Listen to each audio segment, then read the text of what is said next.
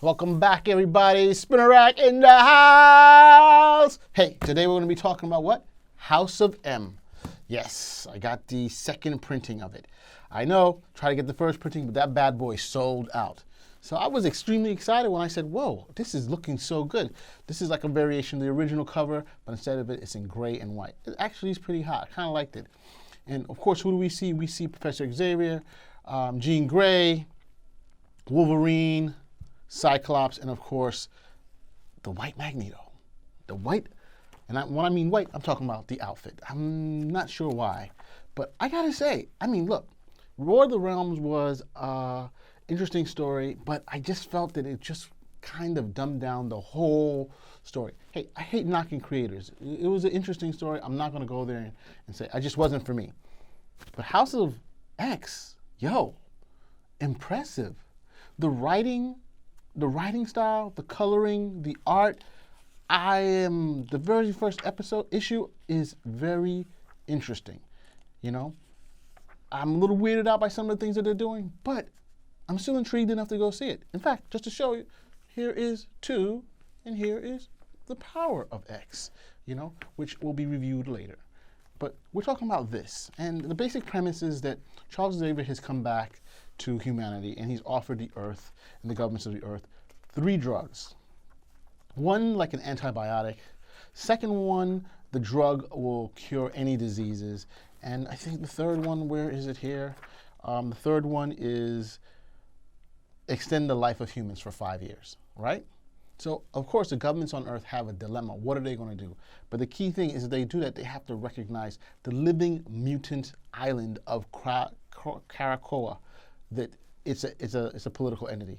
And this is what Charles Xavier wants. And we're like, are humans going to rock with this? You know, especially after that whole Genosha craziness where they killed millions and millions of mutants. Are they going to allow another entity? And of course, we see here where there's a whole back and forth where some governments are willing to do it. Is there an ulterior motive? And other governments are like, hells to the no. And I think that works out pretty well. But what I like about this, and I got to give Hickman and his crew some time. They actually thought and worked out what this comic would be like. The art is, I got to say, look, it's pretty nice. The coloring is pretty good, if you guys can see that there. But it's not only that I'm crazy about. To me, though, that's the weakest part of it. But one of the best parts of the story are these little pieces of information, you know, background. I know some people don't like these type of things where, you know, they talk about what's going on in the exposition. But I think this helps to bring up the story. You know, it helps to enlighten what's going on. And the very fact that this is not the standard, 24, 36 pages. This is far more than that. It got to be closer to 48, you know, whereby it gives a more in-depth story of what's going on. I mean, look at this.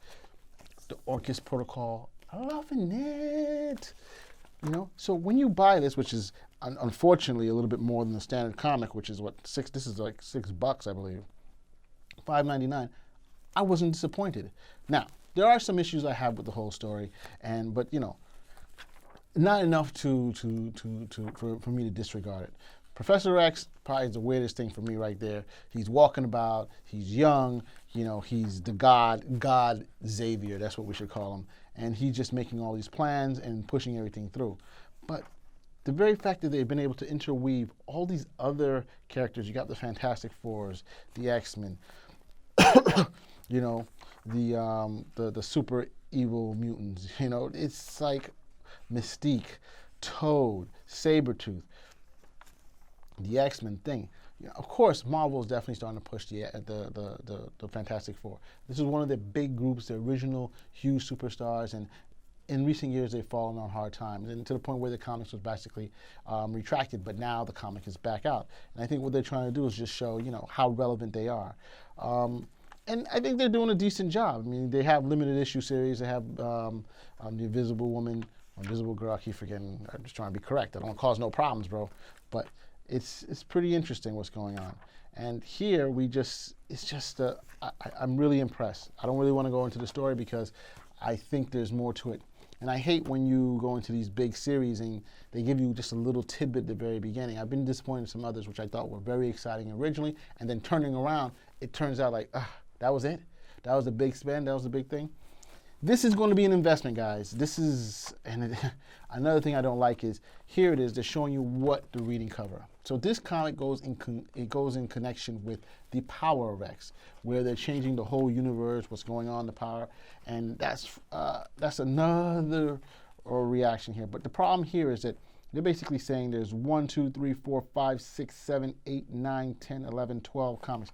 So whereas you had 30 comics over a bunch of different series, and that was in the War of the Realms, here you have like 12 comics, basically between House of X, Power of X, and then they're telling you in what order you should read them in.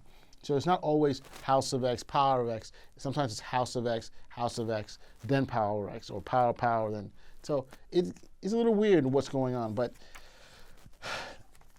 12 books is $6 a pop. That's not cheap, bro. That's like almost close to what? 6 times 10 is 60, times 12, that's $72 you're blowing out. Almost $100 for it.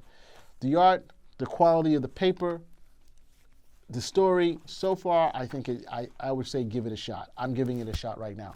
But it better not be a retread. And that's where I come up with my problem with the whole plants and Xavier, and he's developing a whole new world and stuff like that.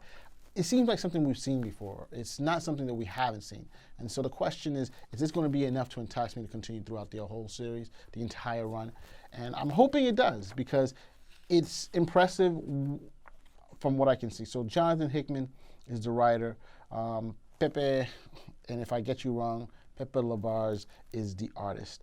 And I always got to call out the colorist, Garcia. You know, he could be a chick. It could be a chick. I'm not even sure. Or a woman, excuse me, a young lady or a woman. So I say, at the time being, I give my thumbs up to it. Go out and buy it, House of X. Like I said, hopefully you enjoy it. Spin a rack.